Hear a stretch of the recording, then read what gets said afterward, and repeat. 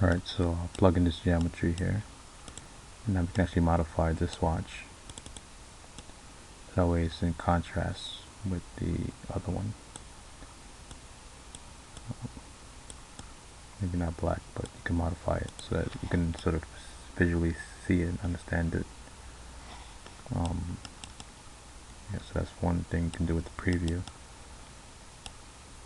And now we're actually going to go back to sort of show how useful this is after we sort of finish. We're not done yet, but you know, this is pretty good for now. Once we actually go back and to understand is actually these connections, you know, these wouldn't really work. This is why this is important. Part here is important, how we can sort of pull them back. I think one is in the negative direction, one will be in a positive direction, to sort of have the overlapping areas to, you know, connect them. These, if this would be wood pieces. And but that being said, I'm gonna go back into Rhino with Grasshopper open. You can have it. You can just double click here, sort of have it hovering.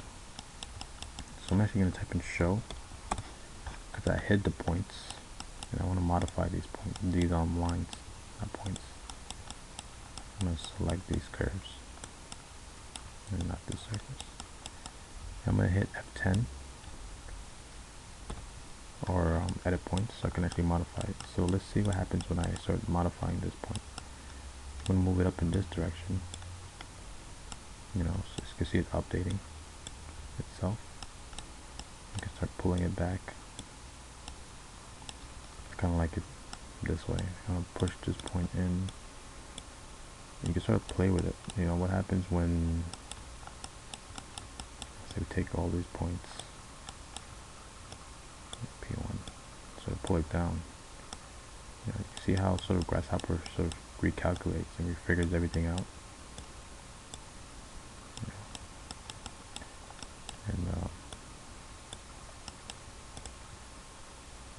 yes, you can play with these points. Maybe not. You maybe not want to have this piece come out this much, but that's just sort of essential part of parametrically designing these spaces, is that we can always go back, sort of modify it, sort of fix something that is not correct. So you can definitely play with these points in whatever, in however way you want to. Start bending points this way.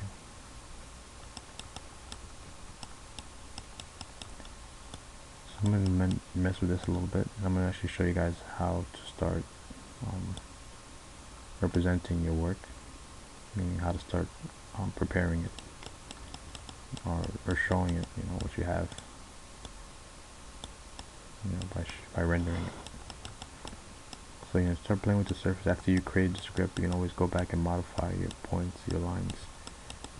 And be careful not to delete your lines. If you delete a line, you can always say I delete a line. I can always go back into Grasshopper. So I'm gonna say I delete a line. You know, the whole script will end because the curve is missing one of the reference points, as you can see. You can just declare values, or just set multiple points again. Set these new points, these new curves, and it'll sort of update the script by itself with now 3 reference points. But you gotta be careful when you edit, when you're deleting stuff, because there could be something you set, something small that you've set in the script. The script is not too complicated, it's really simple. But it could be something really small that you change that can mess with this. So I'm gonna bake these joined surfaces. So I'm actually, let's Control Z. I'm gonna actually do them separately. Right. So this will be the going in this direction, which is the XY plane. I'm actually gonna make a new layer. So I'm gonna make a new layer and call it XY plane, and a new layer called Z.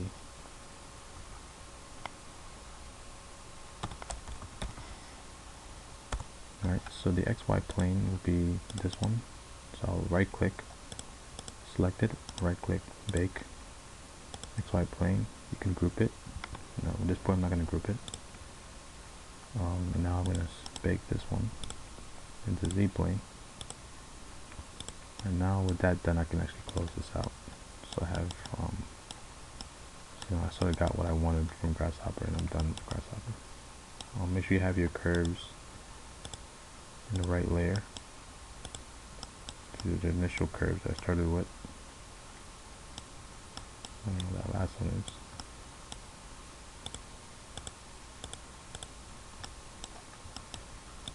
And make sure you have a layer for them. So I'm going to actually put this in the Grasshopper layer.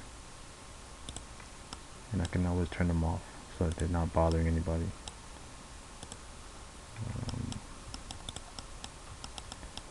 Just change these layers.